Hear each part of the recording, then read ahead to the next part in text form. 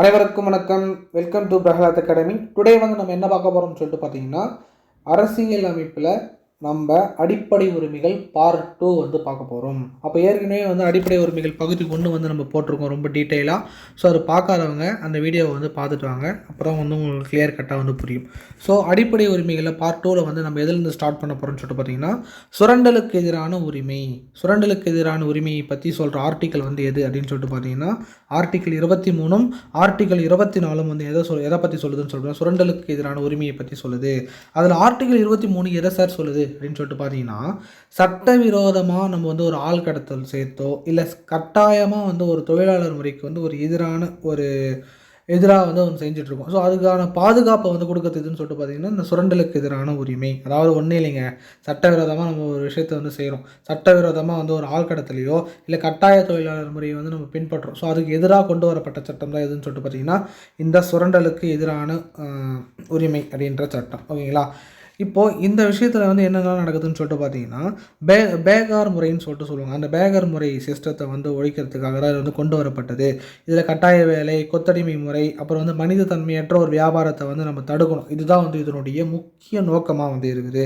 So article 23 படி அப்போ எந்த மாதிரியான வேலையெல்லாம் செய்யக்கூடாதுன்னு சொல்லிட்டு பார்த்தீங்கன்னா, அடிமை, தேவதாசி, இந்த விபச்சாரம், பெக்கர் அதாவது பேகர்னு சொல்லுவாங்க, அப்புறம் கட்டாயமாக வந்து நம்ம தொழிலாளர் முறையை வந்து செய்கிறது, கொத்தடிமை மூலமாக வந்து ஒருத்தர் வேலை வாங்கிறது, மனிதனை வந்து விற்பனை செய்கிறது, மனுஷனை வந்து பிச்சை எடுக்க வைக்கிறது, ஆள் கடத்தல் செய்கிறது.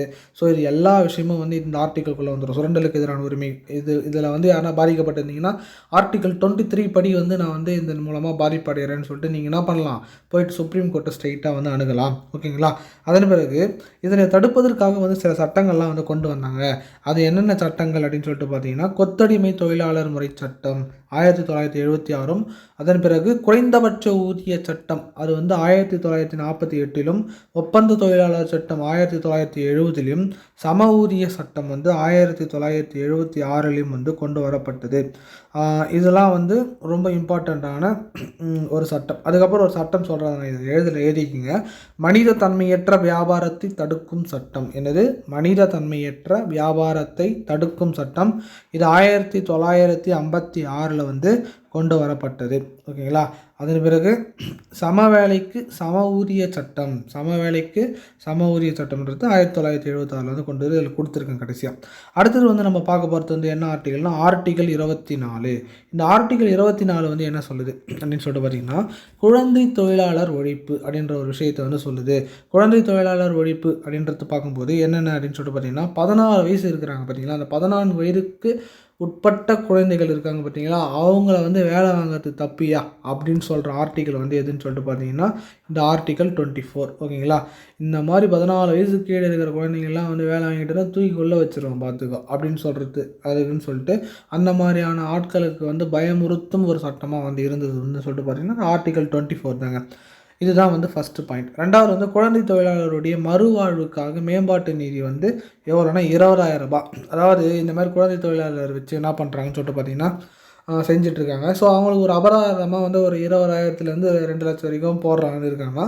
ஸோ அந்த குழந்தை தொழிலாளர் மறுவாழ்வுடைய மேம்பாட்டு நிதிக்காக அந்த கட்டணம் வந்து வசூலிக்கிறாங்கல்ல, ஃபைன் போடுறாங்க பார்த்தீங்களா, அந்த ஃபைனை வந்து என்ன பண்ணுவாங்கன்னு சொல்லிட்டு பார்த்தீங்கன்னா இதில் வந்து கொடுத்துருவாங்க. எங்கே?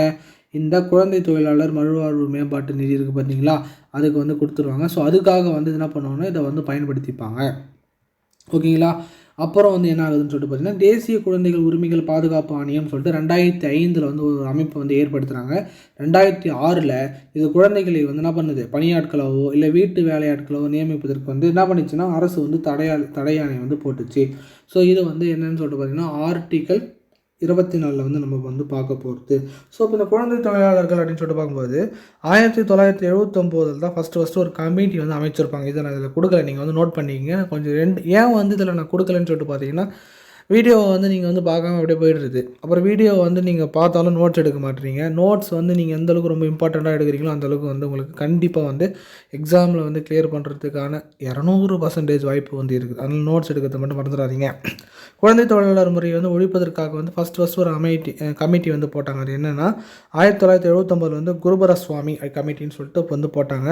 குழந்தை தொழிலாளர் முறையை வந்து தடுப்பதற்காக வந்து தொழிலாளர் அந்த சட்டம் வந்து 1986 வந்து இயற்றப்பட்டது. அது என்னன்னு சொல்லுவாங்கன்னா child labour prohibition and regulation act 1986 அப்படின்னு சொல்லிட்டு சொல்லுவாங்க. என்ன சொல்லுவாங்க? Child labour prohibition and regulation act 1986 இதையும் எழுதிக்கிங்க. ஓகேங்களா? அதுக்கப்புறம் வந்து ஒவ்வொரு வாட்டியும் வந்து சட்டங்கள் வந்து போட்டிருக்காங்க. வீட்டு வேலைகள் உட்பட்ட அனைத்து வகையான தொழில்கள் வந்து நம்ம செய்யணும். அந்த மாதிரியான தொழில்கள் செய்யும்போது 2006 வந்து தடை பண்ணாங்கன்னு சொல்லிட்டு இப்போ பார்த்தோம். அடுத்தது என்ன பண்ணியிருக்காங்கன்னு சொல்லிட்டு பார்த்தீங்கன்னா 1 மினிட். அடுத்தது வந்து என்ன ஆகுதுன்னு சொல்லிட்டு பார்த்தீங்கன்னா தேசிய குழந்தை தொழிலாளர்கள் கொள்கை அப்படின்னு சொல்லிட்டு வந்து உருவாக்கப்பட்டது. அந்த கொள்கை வந்து எப்போ உருவாக்கப்பட்டதுன்னு சொல்லிட்டு பார்த்தீங்கன்னா 1987 வந்து அந்த கொள்கை வந்து உருவாக்கப்பட்டது. குழந்தைகள் உரிமைகள் பாதுகாப்பு சட்டம் வந்து 2005 வந்து ஏற்படுத்தப்பட்டது. குழந்தைகள் உரிமைகள் பாதுகாப்பு சட்டம்ன்ற ஒரு சட்டம் வந்து 2005 வந்து ஏற்படுத்தப்பட்டது. அதுவே வந்து தேசிய குழந்தைகள் உரிமைகள் பாதுகாப்பு ஆணையம் அப்படின்னு சொல்லிட்டு 2007 வந்து கிரியேட் பண்ணப்பட்டது. என்னது? தேசிய குழந்தை உரிமைகள் பாதுகாப்பு ஆணையம் வந்து 2007 வந்து கிரியேட் பண்ணப்பட்டது ஃப்ரெண்ட்ஸ். ஸோ இது வந்து என்னென்னு சொல்லிட்டு சுரண்டலுக்கு எதிரான உரிமை, இது 2 ஆர்டிகளும். இப்போ அடுத்தது வந்து நம்ம எதை பார்க்க போகிறோம்னு சொல்லிட்டு பார்த்தீங்கன்னா மத சுதந்திர உரிமைகள். மத சுதந்திர உரிமைகள் இது எந்த ஆர்டிக்கல்லேருந்து எந்த ஆர்டிக்கல் வரைக்கும் இருக்குதுன்னு சொல்லிட்டு பார்த்தீங்கன்னா ஆர்டிக்கல் 25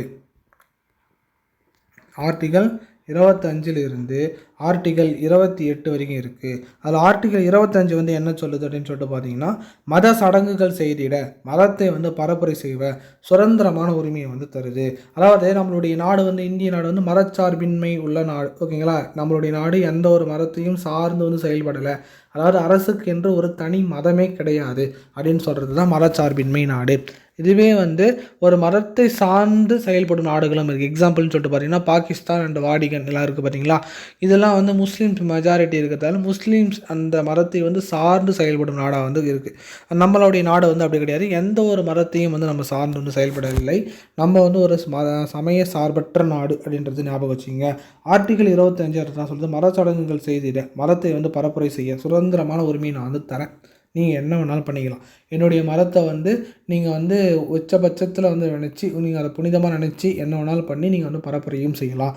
அதுக்கு உண்டான மொத்த உரிமையும் சுதந்திரமாக வந்து உங்களுக்கு நான் வந்து தரேன்னு சொல்கிற ஆர்டிக்கல் தான் வந்து எதுன்னு சொல்லிட்டு பார்த்தீங்கன்னா ஆர்டிக்கல் 25. ஆர்டிக்கல் 26 வந்து என்ன சொல்லுது அப்படின்னு சொல்லிட்டு பார்த்தீங்கன்னா மதம் சார்ந்த நிறுவனங்களை நிர்வகிக்கும் உரிமை. அது என்ன மதம் சார்ந்த நிறுவனங்களை வந்து நிர்வகிக்கும் உரிமை? இப்போது நீங்கள் வந்து ஒரு அமைப்பு கிரியேட் பண்ணிட்டீங்க, ஒரு மதத்தை சார்ந்து வந்து இருக்கீங்க. ஸோ அப்போ அந்த மதத்துக்கு சார்ந்து ஒரு நிறுவனம்ட்டு ஒன்று வந்து கிரியேட் பண்ணணும். அப்படி கிரியேட் பண்ணி அதை நிர்வகிக்கும் உரிமையும் வந்து நான் உங்களுக்கு வந்து தருகிறேன் அப்படின்னு சொல்லிட்டு நம்மளுடைய இந்திய அரசு வந்து தருதுங்க. ஓகேங்களா? அடுத்தது ஆர்டிகல் 26 வந்து என்ன பார்த்துட்டோம். 27 வந்து என்ன சொல்லுதுன்னு சொல்லிட்டு பார்த்தீங்கன்னா மதத்தை மேம்படுத்த வரி விதிப்பிலிருந்து சுதந்திரம் அப்படின்னு சொல்லிட்டு ஒரு இது சொல்லுது. மதத்தை வந்து நம்ம மேம்படுத்துவதற்கு வரி செலுத்தாமல் இருக்கிறதுக்காக வந்து சுதந்திரம். ஸோ மதத்தை வைத்து நீ எந்த ஒரு வரியும் வந்து நீ என்ன பண்ணலாம், கவர்மெண்ட்டு வந்து செலுத்தவே தேவையில்லை அப்படின்னு சொல்கிற ஆர்டிகல் தான் வந்து எதுன்னு சொல்லிட்டு பார்த்தீங்கன்னா இந்த ஆர்டிகல் 27. அப்போ என்ன சொல்லுது? மதத்தை மேம்படுத்த வரி விதிப்பிலிருந்து சுதந்திரமான ஒரு அமைப்பு. நீ காசே கட்ட தேவையா, வரியே செலுத்த தேவையா. முன்னாடிலாம் வந்து ஜெசியா வரின்னு சொல்லிட்டு இருக்கும் பார்த்தீங்களா? ஸோ அந்த மாதிரியான வரிகள்லாம் வந்து நீங்கள் செலுத்தாமல் உங்களுடைய மதத்தை வந்து சுதந்திரமாக வந்து நீங்கள் வந்து யூஸ் பண்ணிக்கலாம்னு சொல்கிறது தான் இது. ஆர்டிகல் 28 வந்து என்ன சொல்லுதுன்னா கல்வி நிறுவனங்களின் மத போதனையில் வந்து கலந்து கொள்ளாமல் இருப்பதற்கான சுதந்திரம். ஓகேங்களா? இது ரொம்ப ரொம்ப இம்பார்ட்டண்ட். கல்வி நிறுவனங்களிலோ இல்லை மத போதனையில் கலந்து கொள்ளாமல் இருப்பதற்கான சுதந்திரம். அதாவது இது என்ன அப்படின்னு சொல்லிட்டு பார்த்தீங்கன்னா கல்வி நிறுவனங்களுடைய வகைகள்னு சொல்லிட்டு பார்க்கும்போது ஒரு 4 வந்து பிரிக்கலாம். அதாவது முழுக்க அரசே நடத்துறது. மத நிறுவனங்கள் வந்து தோற்றுவிச்சுட்டு அரசு வந்து அதோட கனெக்ஷனில் இருக்குது. ஓகேவா? அடுத்து வந்து அரசு வந்து அங்கீகாரம் பெற்ற நிறுவனங்கள், அரசு வந்து நிதியுதவி கொடுத்து நடத்துகிற பள்ளிக்கூடங்கள், அந்த மாதிரி கல்வி நிலையங்கள் வச்சுப்போம்னு வச்சுங்களேன். ஸோ இந்த மாதிரி 4 வகையான கல்வி நிறுவனங்கள் வந்து இருக்குது. இதில் இந்த நிறுவனம் இருக்குது பார்த்திங்களா, அரசே முழுக்க செயல்படுது பார்த்திங்களா, அந்த இடத்துல மட்டும் மதத்தை வந்து நீங்கள் பரப்புவதற்கு தடை. ஓகேங்களா? அந்த மதத்தை பற்றியோ எதை பற்றியும் நீங்கள் அந்த இடத்துல வந்து பேசவே கூடாது. ஃபுல் அண்ட் ஃபுல் வந்து ரெஸ்ட்ரிக்டட் பண்ணியிருக்காங்க. மற்ற 3 இடத்துல வந்து நீங்கள் என்ன பண்ணலாம், அந்த மதத்தை வந்து நீங்கள் பரப்பலாம், பரப்புரை செய்யலாம், அதெல்லாம் வந்து பண்ணுவாங்க. பட் அதை எந்த அளவுக்கு நீங்கள் பரப்புரை செய்யறதுக்கு நான் உங்களுக்கு உரிமை தரணும், அந்த மாதிரி அந்த இடத்துல இருக்கிற ஸ்டூடெண்ட்ஸோ இல்லை மற்றவங்களுக்கோ வந்து அதை கேட்கலாம், கேட்காமலும் போகலாம், இல்லைனா அந்த கலந்துக்காமையும் இருக்கலாம். ஓகேங்களா? ஸோ அந்த மாதிரியான எல்லா ரூல்ஸும் வந்து நம்ம என்ன பண்ணியிருக்கோம்னு சொல்லிட்டு பார்த்தீங்கன்னா அவங்களுக்கு 2 பேருக்குமே கொடுத்துருக்கோம். நீங்கள் வந்து மதத்தை வந்து பரப்புங்க, பரப்பாமல் போங்க, உங்களுக்கு நாங்கள் கொடுத்துட்றேன். நீங்கள் கேளுங்க, கேட்காம போகிறேங்க, உங்களுக்கும் ஃபுல் சுதந்திரம், உங்களுக்கும் ஃபுல் சுதந்திரம், யாரும் வந்து கட்டாயப்படுத்தக்கூடாது அப்படின்ற ஒரு விஷயத்தை வந்து சொல்லுது. ஆர்டிகல் 28 வந்து இதுதான். ஓகேங்களா. பொதுவாக வந்து என் ஃப்ரெண்டு ஒருத்தன் இந்த கிறிஸ்டின் ஸ்கூலில் வந்து படிச்சுட்டு இருக்கான். ஓகேங்களா. ஸோ அங்கே வந்து என்ன பண்ணுவாங்கன்னா, கிறிஸ்டின்ஸ் வந்து மாற்றுவதற்கு வந்து கன்வெர்ட் பண்ணுறதுக்கு வந்து மாற்றுவாங்களா, அதுக்கு வந்து ட்ரை பண்ணுவாங்கன்னு சொன்னால் கண்டிப்பாக வந்து மாற்றலாம் மாட்டாங்க, மாற்றுறதுக்கு ட்ரை பண்ணுவாங்க. ஓகேங்களா. நம்ம மாற்றுறதுக்கு ட்ரை பண்ணுறதுக்கு சுதந்திரம் வந்து கொடுத்துருக்கு, அந்தமாரி சொல்ல வரேன். அதேமாரி மாறாமல் இருக்கிறதுக்கும் உங்களுக்கு வந்து பரிபூரணமான சுதந்திரம் வந்து கொடுத்துருக்கு. கட்டாயப்படுத்தி உங்களை யாரும் வந்து மத மாற்றம் வந்து செய்யக்கூடாது அப்படின்ற ஒரு விஷயத்தை வந்து சொல்லுதுங்க. ஓகேங்களா. இதுதான் வந்து ஆர்டிக்கல் வந்து 28. கலாச்சாரம் மற்றும் கல்வி உரிமை, இது வந்து அடுத்த வந்து அடிப்படை முக்கியமான உரிமை.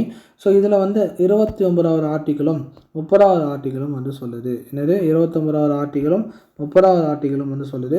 அதில் 29வது ஆர்டிக்கல் வந்து என்ன சொல்லுது அப்படின்னு சொல்லிட்டு பார்த்தீங்கன்னா, சிறுபான்மையினருடைய நலனை வந்து பாதுகாக்கணும். ஓகேங்களா. அந்த மாதிரி சிறுபான்மையினருடைய நலன்களை பாதுகாப்பதற்காக கொண்டு வரப்பட்ட சட்டம் தான் என்னன்னு சொல்லிட்டு பார்த்தீங்கன்னா ஆர்டிக்கல் 29. இதில் தான் ஃபஸ்ட்டு மக்கள் பிரதிநிதித்துவ சட்டம் அப்படின்னு சொல்லிட்டு ஒரு சட்டத்தை வந்து கொண்டு வந்திருக்காங்க. ஓகேங்களா.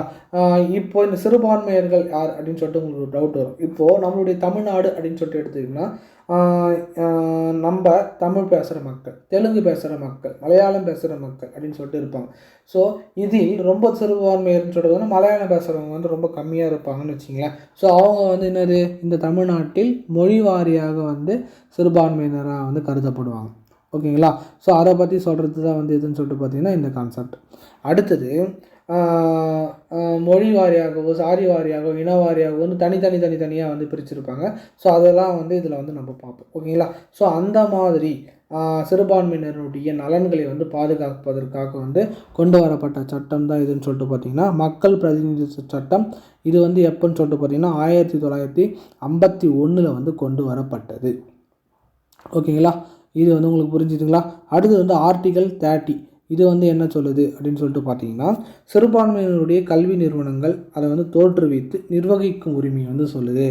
இப்போது ஆர்டிகல் 29 என்ன பார்த்தோம், அவங்களுடைய நலனை வந்து பாதுகாக்கணும். அதாவது எப்படிலாம் பாதுகாக்கணும்னா, மதம், இனம், சாதி, மொழி என்ற அடிப்படையில் நம்ம வந்து சிறுபான்மையினராக இருக்கும்போது அவர்களுக்கு வந்து எந்த ஒரு ப்ராப்ளம் வராமல் அந்த அரசானதை வந்து ஈக்குவலைஸ் பண்ணி வைக்கிறது தான் முக்கியமான வேலை. அப்படி ஈக்குவலைஸ் பண்ணுறதுக்கு தான் ஆர்டிகல் 30. இப்போது நாங்கள் வந்து ஒரு சமூகம் இருக்குது, அந்த சமூகத்தில் வந்து ஒரு சமூகத்தினர் பிரிவு 2 பிரிவு இருக்கும்போது ஒருத்தர் நல்லா படிச்சிருக்காங்க, நாங்களும் படிக்கணும்னு கேட்டால் அப்போ அந்த சிறுபான்மையினருக்கு ஏற்றாற்போல் அவங்களுடைய தாய்மொழியில் வந்து அந்த கல்வி நிறுவனங்களை தோற்றுவிக்கணும். எல்லாமே அவங்களுக்காகவே இருக்கணும். மொழியின் அடிப்படையிலையோ அந்த மாதிரியான பிரதிநிதித்துவம் கொடுத்து அவங்களுக்கு வந்து ஈக்குவலைஸ் பண்ணுறதுக்காக இந்த ஆர்டிகிள் 30 வந்து பயன்படுது. ஸோ இதுதான் வந்து கலாச்சாரம் மற்றும் கல்வி உரிமை. ஓகேங்களா. இந்த கலாச்சாரம் மற்றும் கல்வி உரிமையில் இந்த 2 ஆர்டிகிள் வந்து இருக்குது. அப்படி அந்த சிறுபான்மையினருடைய கல்வி நிறுவனங்களை தோற்றுவிக்க வந்து உரிமை கொடுக்குது. அதனால் வந்து அரசு வந்து அந்த சொத்து வந்து என்ன பண்ணலாம், கையகப்படுத்துதல் இழப்பீடு பெற வந்து உரிமை கொடுக்குது. அதன் பிறகு மானியங்கள் வந்து அவங்களுக்கு வழங்கணும். சிறுபான்மையினருக்கு வந்து பல்வேறு நலத்திட்டங்கள் வந்து ஏற்படுத்தி தரோம். இந்த மாதிரி விஷயத்தெல்லாம் வந்து எதை சொல்லுதுன்னு சொல்லிட்டு பார்த்திங்கன்னா ஆர்டிகல் 30 வந்து சொல்லுதுங்க. அடுத்தது நம்ம பார்க்க போகிறது வந்து ஆர்டிகல் 31. இது ஆல்ரெடி நம்ம பார்த்தது தான். சொத்துரிமை அப்படின்றது வந்து இருந்தது. இந்த சொத்துரிமைன்றது வந்து ஆர்டிகல் 31, அதாவது ஸ்டார்டிங் ஸ்டேஜில் வந்து நம்மளுடைய அடிப்படை உரிமையானது 7 அடிப்படை உரிமைகளாக இருந்தது சொத்துரிமையோடு சேர்த்து.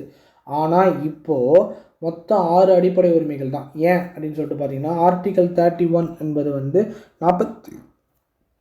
44வது கான்ஸ்டியூஷனல் அமெண்ட்மெண்ட் 1978 வந்து என்ன பண்ணிட்டாங்கன்னா நீக்கிட்டு அதை வந்து 300A என்ற ஆர்டிக்கலில் வந்து ஒரு சட்ட உரிமையாக வந்து சாதாரணமாக வந்து மாற்றிட்டாங்க.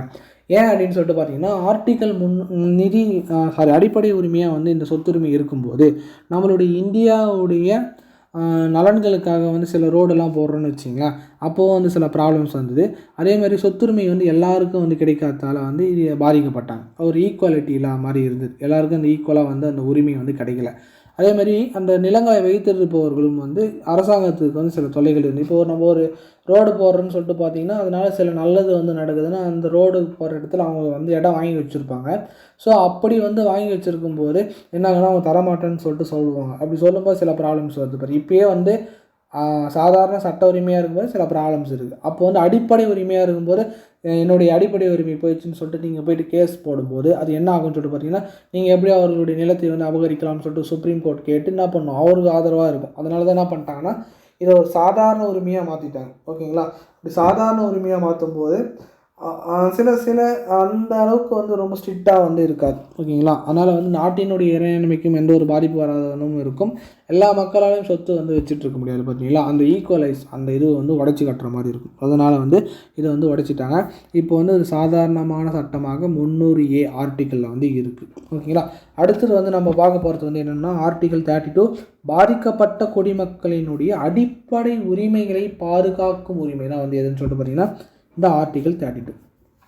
ஸோ இதை தான் நம்மளுடைய டாக்டர் B.R. அம்பேத்கர் வந்து என்ன சொல்லியிருக்காருன்னு சொல்லிட்டு பார்த்தீங்கன்னா, அரசியலமைப்பின் ஆன்மா இது இல்லைன்னு வச்சிங்களேன், எதுவுமே இல்லை, கரெக்டு தான். எப்படி அப்படின்னு சொல்லிட்டு நீங்கள் பார்த்தீங்கன்னா, இப்போது நம்ம வந்து ஒரு உடல், ஓகேங்களா, இந்த உடல் இருக்குது.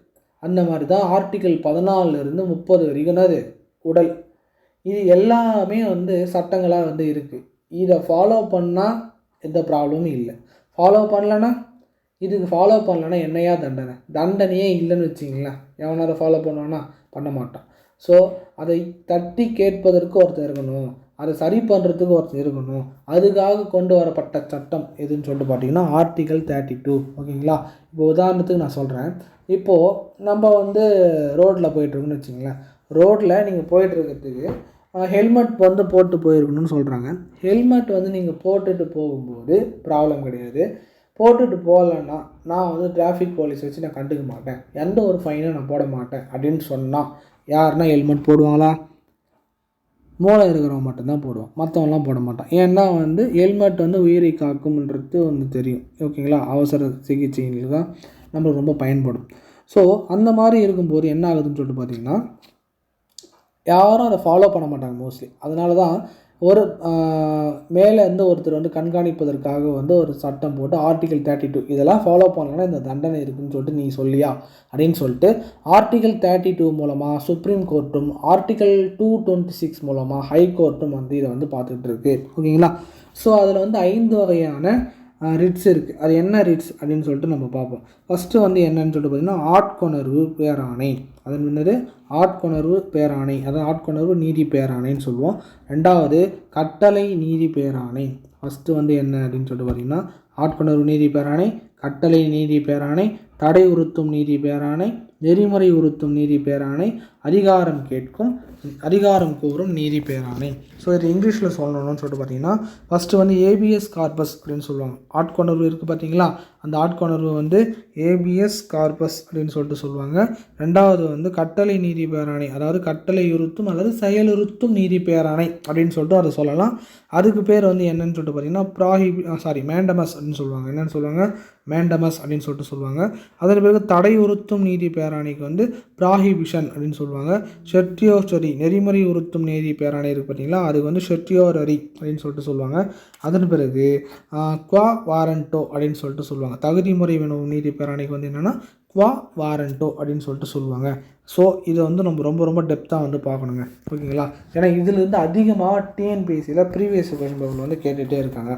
ஸோ அரசியலமைப்புக்கு உட்பட்ட இந்த உரிமை வந்து ஆர்டிகல் 32 வந்து என்ன சொல்லுதுன்னு சொல்லிட்டு பார்த்தீங்கன்னா, இது ஃபஸ்ட்டு எங்கேருந்து எடுத்துருக்காங்கன்னு சொல்லிட்டு பார்த்தீங்கன்னா, இந்த நீதி பேராணைகள் அப்படின்றது ரிட் அப்படின்றது இங்கிலாந்திலிருந்து வந்து எடுக்கப்பட்ட ஒரு அமைப்பு. அடிப்படை உரிமைகளை வந்து நிலைநாட்டுறதுக்காக நீதிமன்றத்தால் வெளியிடப்படும் அந்த கட்டளை, அந்த ஆணை தான் வந்து என்னன்னு சொல்லுவாங்கன்னா இந்த நீதி பேராணைன்னு சொல்லுவாங்க. அதாவது நீதி பேராணையினுடைய டெஃபினேஷன் தான் அது. ஓகேங்களா? அடிப்படை உரிமை நம்ம நிலைநாட்டணும், நீதிமன்றத்தால் வெளியிடப்படும் அந்த கட்டளை தான் வந்து என்னது, அந்த நீதி பேராணை அப்படின்னு சொல்லுவாங்க. இதில் ஆர்டிகல் 32 படி நம்ம எங்கே போகலாம்? உச்சநீதிமன்றத்தையும் ஆர்டிகல் 226 என்னது 226 படி உயர்நீதிமன்றத்தையும் போயிட்டு நம்ம வந்து அணுக முடியும். ஸோ இதில் 5 டைப்ஸ் இருக்கிறத பார்த்தோம். இப்போது 1 by 1 ஆட்கொணர்வுனா என்ன, கட்டளை நீதி பேராணைனா என்ன, தடை உறுத்தும் நீதி பேராணைனா என்ன, நெறிமுறை உறுத்தும் நீதி பேராணைனா என்ன, அதிகாரம் கோரும் நீதி பேராணை என்றால் என்ன. ஸோ இது எல்லாமே ரொம்ப டெப்த்தாக டீட்டெயிலாக வந்து பார்ப்போம். ஓகேங்களா? ஸோ அதை பார்த்துட்டு ஆர்டிகல் 33க்கு வந்து போவோம். ஃபஸ்ட்டு வந்து ஆட்கொணர்வு நீதி பேராணை. ஆட்கொணர்வு நீதி பேராணைனா என்ன அப்படின்னு சொல்லிட்டு பார்த்தீங்கன்னா, ஹேபியஸ் கார்பஸ்ன்னு சொல்லுவாங்க. இந்த ஹேபியஸ் கார்பஸோடைய மீனிங் வந்து என்னென்னா, முன்னாடி வந்து எனக்கு ஆஜர்படுத்து அப்படின்னு சொல்கிறது தான். இது வந்து ஒரு லத்தீன் மொழியிலிருந்து எடுக்கப்பட்ட ஒரு சொல். இதெல்லாம் வந்து நோட் பண்ணிக்கோங்க. அதன் பிறகு சட்டத்துக்கு புறமா ஒருத்தன் வந்து கடத்தப்பட்டிருக்கான்னு வச்சிங்களேன், அவன் காணாமல் போயிட்டான்னா அவங்கள சீக்கிரமாக வந்து நீதிமன்றத்துக்கு முன்னாடி வந்து ஆஜர்படுத்துவதற்காக பிறப்பிக்கப்படும் உத்தரவு தான் வந்து என்னன்னு சொல்லிட்டு பார்த்தீங்கன்னா, இந்த ஹேபியஸ் கார்பஸ்ன்னு சொல்லுவாங்க. சட்டத்துக்கு புறம்பா ஒருத்தர் கைது செய்யப்பட்டாலும் இது வந்து அதை வந்து பாதுகாக்குது. இதனை வந்து அரசுக்கு எதிராகவும் வந்து பயன்படுத்த முடியும், இல்லை தனிநபருக்கு எதிராகவும் வந்து இதை வந்து நம்மளால் கொடுக்க முடியும் அப்படின்னு சொல்லிட்டு சொல்கிறாங்க. இந்த நீதி பேராணை வந்து ஒவ்வொரு தனிநபர் சுதந்திரத்தை வந்து பாதுகாக்கும். ஓகேங்களா? ஸோ இதுதான் வந்து எதுன்னு சொல்லிட்டு பார்த்தீங்கன்னா ஹேபியஸ் கார்பஸ், ஆட்கொணர்வு நீதி பேராணை. இது எக்ஸாம்பிள் சொல்லணும்னு சொல்லிட்டு பார்த்தீங்கன்னா, இப்போ உதாரணத்துக்கு ஒரு அனாதை ஆசிரமங்களில் பல குழந்தைகள் வந்து வாழ்ந்துட்டுருக்காங்க. ஸோ அந்த ஆசிரமங்கள்லேருந்து சிலர் வந்து விசிட் பண்ணி அந்த குழந்தைகளை வந்து விசிட் பண்ணிட்டு வராங்க. ஸோ திடீர்னு ஒரு நாள் போகும்போது ஒரு குழந்தை வந்து இல்லை அப்படின்னு சொல்லிட்டு பார்க்கும்போது, அந்த மாதிரி இருக்கும்போது நீங்கள் அதுக்கும் போயிட்டு இந்த மாதிரி நான் போய் டெய்லி விசிட் பண்ணிட்டு வருவேன், இப்போது அந்த குழந்தை வந்து இல்லை, அது என்ன காரணம்னு தெரியல, ஸோ அவங்கள நான் பார்க்கணுன்னு சொல்லிட்டு நீங்கள் சுப்ரீம் கோர்ட்டில் போய்ட்டு 32 அடிப்படையிலோ இல்லை ஹை கோர்ட்டில் போய்ட்டு 264 அடிப்படையில் ஹேபியஸ் கார்பஸை வந்து பதிவு பண்ணணும். அப்படி பதிவு பண்ணால் 24 மணி நேரத்திற்குள் அந்த குழந்தையை வந்து அவங்க வந்து நீதிமன்றத்தில் வந்து ஆஜர்படுத்தணும். அப்படி இல்லைனா யாருன்னா ஒருத்தர் தொலைஞ்சிட்டாலோ, மிஸ் ஆகிட்டாலோ, இல்லைனா கடத்தப்பட்டாலோ இந்த ஏபிஎஸ் கார்பஸை வந்து நீங்கள் வந்து பயன்படுத்தும் போது அவங்களுக்கு என்ன பண்ணுவாங்கன்னா, சுப்ரீம் கோர்ட் வந்து அந்த டிபார்ட்மெண்ட்டுக்கு வந்து பாஸ் பண்ணி அது ஈஸியாக அந்த டைமுக்குள்ளே வந்து கொண்டு வரதுக்கு ட்ரை பண்ணுவாங்க. ஓகேங்களா? அதுதான் இதோடைய முக்கியமான வேலை. அடுத்தது வந்து கட்டளையுறுத்தும் அல்லது செயலுறுத்தும் நீதி பேராணை அப்படின்னா என்ன அப்படின்னு சொல்லிட்டு பார்த்தீங்கன்னா, மேண்டமஸ் அப்படின்னா தான் கட்டளைன்னு சொல்லுவாங்க. ஓகேங்களா? அதாவது கமாண்ட் அப்படின்னு சொல்லிட்டு சொல்லுவாங்க. நீதிமன்றத்தால் வந்து ஒரு பொது அதிகாரிக்கோ இல்லைன்னா கீழமை நீதிமன்றமோ இல்லை அதுக்கு கீழே இருக்கிற தீர்ப்பாயங்கள்லாம் இருக்குது பார்த்தீங்களா, அல்ல அரசுகள், இதுக்கெல்லாம் வந்து பொது கடமையை செய்கிறதுக்காக அதிகாரமாக வந்து உத்தரவிடுவது தான் வந்து எதுன்னு சொல்லிட்டு பார்த்தீங்கன்னா இந்த கட்டளையுறுத்தும் நீதி பேராணை. அதாவது அதற்கு கீழே இருக்கிற கீழமை நீதிமன்றங்கள், தீர்ப்பாயங்கள், அரசு, அந்த கவர்மெண்ட்டுக்கு வந்து ஆர்டர் போடுறதோட முக்கியமான வேலை இந்த கட்டளையுறுத்தும் நீதி பேராணை. ஸோ மனுதாரர் என்ன பண்ணுவாருன்னு சொல்லிட்டு பார்த்தீங்கன்னா, நீதிமன்ற உதவியோடு தன்னுடைய மனு தொடர்பான பணியை வந்து சம்மந்தப்பட்ட இடத்துல வந்து கேட்டு வந்து தெரிஞ்சிக்க முடியும் இதனால். அதன் பிறகு வந்து தனிநபருக்கோ இல்லை ஜனாதிபதி, கவர்னர், அப்புறம் தலைமை நீதிபதிக்கெலாம் வந்து இந்த கான்செப்டை வச்சு நீ உத்தரவுலாம் போட்டுட்ருக்க முடியாது. ஓகேங்களா? ஸோ இது வந்து சில இடத்துக்கு தான் யாராருக்கு பொருந்தாதுன்னா ஜனாதிபதிக்கு பொருந்தாது, கவர்னருக்கு பொருந்தாது, தலைமை நீதிபதிக்கெலாம் இது வந்து பொருந்தாது. அடுத்தது வந்து ப்ராபிகேஷன். அதாவது ப்ராபிகேஷன்றது தடையுறுத்தும் நீதி பேராணை. இதோட வேலை வந்து என்னென்னா, இதுக்கு மீனிங்கே தடை விதித்தல் தான். ஒரு கீழ் நீதிமன்றம் வந்து அதனுடைய சட்ட எல்லையை வந்து தாண்டி வந்து ஒரு வேலையை செய்யுதுன்னா, அதோட எல்லை, உன்னோட எல்லை அதோட முடிஞ்சிச்சு, இதை தாண்டி நீ வரக்கூடாது. ஆனால் உன்னோட எல்லைக்குள்ளே நான் வரலாம், ஏன்னா நான் வந்து ஹை பொசிஷனில் இருக்கேன். ஓகேங்களா? ஆனால் நீ இந்த லைனை தாண்டி வரவே கூடாது அப்படின்னு சொல்லிட்டு தலையில் தட்டி உக்கார வைக்கிறது பார்த்தீங்களா, அதுதான் வந்து என்னன்னு சொல்லிட்டு பார்த்தீங்கன்னா தடையுறுத்தும் நீதி பேராணை அப்படின்னு சொல்லிட்டு சொல்லலாம். ஓகேங்களா? இது வந்து நீதித்துறைக்கோ இல்லை பகுதியளவு நீதித்துறை சார்ந்த அமைப்புகளுக்கு மட்டும் வழங்கப்படும். ஓகேங்களா? அது வந்து ஒரு தடை ஆணையாக வந்து செயல்படும். நிர்வாகத்திற்கோ தனி மனிதருக்கு எதிராக வந்து இந்த தடையுறுத்தும் நீதி பேராணையை வந்து வழங்கவே முடியாது. அடுத்தது நெறிமுறையுறுத்தும் நீதி பேராணை. நெறிமுறையுறுத்தும்னா இது செர்ஷியோரரி அப்படின்னு சொல்லிட்டு சொல்லியிருக்கேன். ஸோ இது வந்து என்ன பண்ணுதுன்னு சொல்லிட்டு பார்த்தீங்கன்னா, இது ஆவண கேட்புங்க. ஓகேங்களா? எதனா ஒரு டாக்குமெண்ட் வந்து நம்மளுக்கு தேவைப்படுதுன்னா நீங்கள் எந்த ஒரு இடத்துக்கு வேணாலும் வந்து இந்த ஆவணம் வந்து எனக்கு தேவைப்படுதுன்னு சொல்லிட்டு ஆவணம் கேட்டு அதன் மூலமாக அந்த விவரத்தை வந்து நம்ம தெரிவிக்கிறோம் பார்த்தீங்களா. ஸோ அதோட முக்கியமான வேலையை செய்கிறது தான் வந்து இந்த நெறிமுறை உறுத்தும் நீதி பேராணை. இது கீழ் நீதிமன்றம், தீர்ப்பாயம் இல்லை அதிகார வரம்பை மீறி வழங்கிய அந்த உத்தரவுகளை வந்து தள்ளுபடி கூட பண்ணுற லெவலுக்கு இதுக்கு வந்து என்ன பண்ணுவோம், இதோடைய பவர் வந்து இருக்குது. உச்சநீதிமன்றம் வந்து என்ன பண்ணுன்னு சொல்லிட்டு பார்த்தீங்கன்னா, உயர்நீதிமன்றங்கள் ஆவணங்களை வந்து நியாயமான பரிசீலனைக்கு வந்து எடுத்துக்கும். அப்படி எடுத்துக்கிட்டு அந்த உரிய அதிகாரிக்கு அனுப்பி வைக்குமாறு வந்து கேட்டு அந்த கீழ் நீதிமன்றத்துக்கு இடும் ஆணை தான் வந்து எதுன்னு சொல்லிட்டு பார்த்தீங்கன்னா இந்த நெறிமுறை இருத்தும் நீதி பேராணை. இது 1991ஆம் ஆண்டிலிருந்து எப்படி இருக்குன்னு சொல்லுங்கள், நிர்வாக அமைப்புகளுக்கு எதிராகவும் இந்த ஆணை வந்து வழங்கப்படுகிறது. ஓகேங்களா? நிர்வாகம்னா நிறைய எக்ஸிக்யூட்டிவ், அந்த எக்ஸிக்யூட்டிவ் கீழும் வந்து இவங்க அந்த ஆர்டரை வந்து பாஸ் பண்ணலாம். எப்போத்துலேருந்து 1991 இதை வந்து பாஸ் பண்ணலாம். ஓகேங்களா? அடுத்தது வந்து குவா வாரண்டோ, அதாவது அதிகாரம் கோரும் நீதி பேராணை, தகுதி முறை வினவும் நீதி பேராணைன்னு சொல்லலாம். ஓகேங்களா? அதாவது இதோடைய பொருள் வந்து எந்த அதிகாரத்தை கீழே வந்து இவங்க வந்து ஒர்க் பண்ணுறாங்க அப்படின்னு சொல்லிட்டு கேட்டு தெரிஞ்சுக்கிறோம் பார்த்தீங்களா? ஸோ அதுக்காக கொண்டு வரப்பட்டது தான் இந்த நீதி பேராணை.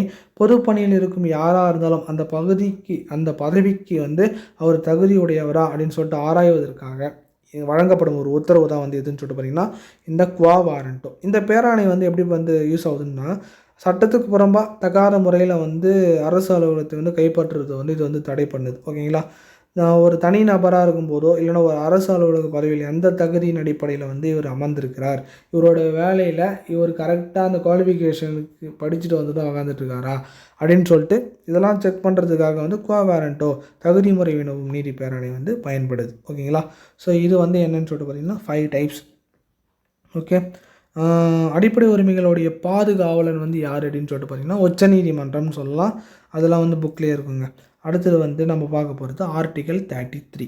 இந்த ஆர்டிகல் 33 வந்து என்ன சொல்லுதுன்னு சொல்லிட்டு பார்த்திங்கன்னா, ஆயுதப்படைகள், துணை இராணுவ படைகள், புலனாய்வு அமைப்புகள், வத்தப்படைகள் இருக்கிற உறுப்பினர்கள், அதாவது அப்புறம் அடிப்படை உரிமைகளை வந்து கட்டுப்படுத்தவோ இல்லை ரத்து செய்யவோ பாராளுமன்றம் வந்து அதிகாரம் வந்து கொடுத்துருக்கு. அதாவது என்னன்னு சொல்லிட்டு பார்த்திங்கன்னா, மேலே பார்த்தோம் பார்த்திங்களா, ஆர்டிகல் 14 30 வரைக்கும் இந்த எல்லா ஆர்டிகளும் வந்து இவங்களுக்கு பொருந்துமா அப்படின்னு சொல்லிட்டு பார்த்தீங்கன்னா எல்லாருக்கும் கொடுத்துட முடியுமா? முடியாதுல்ல. ஸோ அதனால் இந்த இராணுவ படை, ஆயுதப்படை இவங்கெல்லாம் வந்து நாட்டினுடைய நலனிற்காக வந்து எல்லோரும் சேர்ந்து இப்போ குழுவாக இருக்கலாம், எல்லோரும் சேர்ந்து பேசிக்கலாம்னு சொல்லிட்டு பார்த்திங்கன்னா நம்மளுடைய ரகசியங்கள்லாம் வந்து என்ன பண்ணுது, வெளிநாட்டு படைகளுக்கு வந்து தெரிவதற்கான வாய்ப்புகள் வந்து அதிகமாக இருக்குது. ஸோ இந்த மாதிரி யூனிஃபார்ம் சர்வீசஸில் இருக்காங்க பார்த்திங்களா, அவங்களுக்கெல்லாம் வந்து இந்த மாதிரியான அடிப்படை உரிமைகள் வந்து கிடையாது அப்படின்னு சொல்கிற ஆர்டிக்கல் வந்து இதுன்னு சொல்லிட்டு பார்த்தீங்கன்னா 33வது ஆர்டிக்கல் வந்து சொல்லுது. அதுக்கு வந்து அவங்க அந்த டைமில் ஒர்க் பண்ணிகிட்டு இருக்கும்போது அவங்களுக்கு அந்த மாதிரியான உரிமைகள் வந்து கொடுக்கப்பட மாட்டாது அப்படின்னு சொல்கிறதுக்கு பாராளுமன்றத்துக்கு வந்து அதிகாரம் வந்து கொடுத்துருக்காங்க. ஓகேங்களா? அதை கட்டுப்படுத்தவும் அதனால தான் முடியும். ஸோ சட்டம் இயற்றுவது வந்து யாருன்னு சொல்லிட்டு பார்த்தீங்கன்னா இதுக்கு பாராளுமன்றம் வந்து சட்டம் வந்து இயற்றுது. அடுத்தது ஆர்டிகல் 34. இந்த ஆர்டிகல் 34 வந்து என்ன அப்படின்னு சொல்லிட்டு பார்த்தீங்கன்னா, ஒருத்தர் இந்திய எல்லைக்குள் எந்த பகுதியில் வேணாலும் இராணுவ சட்டம் அமலில் இருக்கும்போது அந்த அடிப்படை உரிமைகள் மீதான கட்டுப்பாடு 34 வந்து தருது. அதாவது என்னன்னு சொல்லிட்டு பார்த்தீங்கன்னா, காஷ்மீர் எடுத்துப்போம். காஷ்மீர்ன்றது வந்து நம்மளுடைய எல்லை பகுதி. அந்த இடத்துல வந்து இராணுவ அதிகாரங்கள், இராணுவ சட்டங்கள் தான் அதிகமாக இருக்கும். இப்போ உதாரணத்துக்கு ஒருத்தர் ஷூட் பண்ணிடுறாங்கன்னா அது தண்டனைக்குரிய ஒரு குற்றம். கரெக்டாக? அப்படி தண்டனை ஒரு குற்றமாக இருக்கிறதால வந்து என்ன ஆகுதுன்னு சொல்லிட்டு பார்த்தீங்கன்னா, அவருக்கு உண்டான தண்டனையை வந்து வாங்கி தர மாதிரி இருக்கும். இதுவே வந்து இராணுவ அதிகாரம் இருக்கிற இடத்துல வந்து ஷூட் பண்ணுறாங்க, அதாவது ஆர்மியும் சண்டை போடும்போது அதில் மக்கள்கள் வந்து சில பேர் வந்து இறந்துடுறாங்கன்னா அந்த தப்பு வந்து அவர் பண்ணிட்டாருன்னு சொல்லிட்டு அவர் தூக்கின்னு போயிட்டு ஜெயிலெலாம் போட முடியாது. ஓகேங்களா? ஸோ அந்த இராணுவ அதிகாரங்கள் இருக்கிற இடத்துல வந்து இந்த அடிப்படை உரிமைகளை வந்து செல்லாது அப்படின்னு சொல்கிற ஆர்டிக்கல் தான் என்னன்னு சொல்லிட்டு பார்த்தீங்கன்னா ஆர்டிகல் 34. அப்போ இராணுவ அதிகாரிகள் வந்து சொந்த மற்றும் அதிகாரம் மூலமாக வந்து நடத்துகிறார்கள், அவங்களுக்குன்ற ஒன்று இது இல்லை. இது வந்து ஆங்கில பொது சட்டத்திலிருந்து பெறப்பட்டிருக்குங்க. இது இன்னும் கிளியராக சொல்லணும்னா இந்திய அரசியலமைப்பு இதை பற்றி தெளிவாகவே சொல்லுங்க. ஓகேங்களா? அதனால் வந்து பல குழப்பங்கள் வந்து இதுக்குள்ளே வந்து நிரம்பி இருக்குது. பட் இருந்தாலும் அந்த மாதிரி என்ன ப்ராப்ளம் வந்து அவங்கள வந்து கேட்கலாம் முடியாது, அவங்களுக்கு உண்டான தண்டனை வாங்கி கொடுங்கலாம் சொல்ல முடியாது. ஓகேங்களா? அடுத்தது வந்து ஆர்டிகல் 35. ஆர்டிகல் 35 வந்து என்ன சொல்லுதுன்னு சொல்லிட்டு பார்த்திங்கன்னா, அடிப்படை உரிமை தொடர்பான சட்டங்களை பற்றி சொல்லுது. அதுக்கு அடிப்படை உரிமைகள் சட்டங்களுக்கு வந்து ஏற்றிட வந்து அதிகாரத்தை தரத்து தான் வந்து என்னது இந்த ஆர்டிகல் 35 தண்டனை வழங்கிடவோ இல்லை அதை வந்து பரிந்துரைக்கவோ செய்யும். சட்டங்களை இயற்றும் அதிகாரமும் வந்து இதுக்கு வந்து இருக்குது.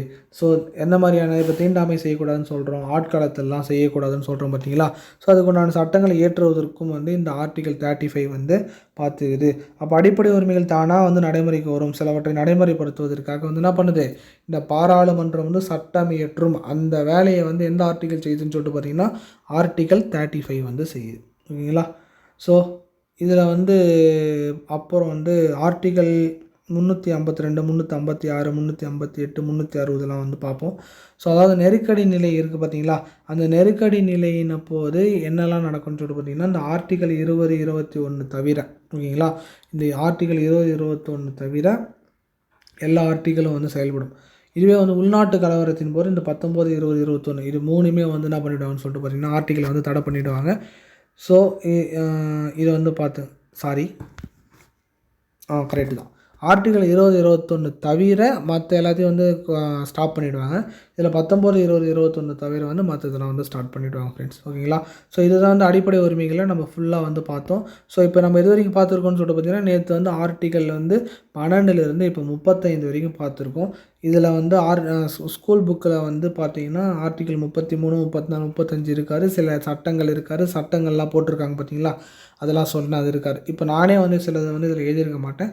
ஸோ அதனால் வந்து எல்லாமே பொறுமையாக உட்காந்து ஒரு நோட்ஸ் வந்து எழுதிக்கிங்க. வெற்றி நமதே. ஓகேங்களா? இந்த வீடியோ பிடிச்சிருந்ததுன்னா லைக் பண்ணுங்கள், ஷேர் பண்ணுங்கள், சப்ஸ்கிரைப் பண்ணுங்கள். Thank you all.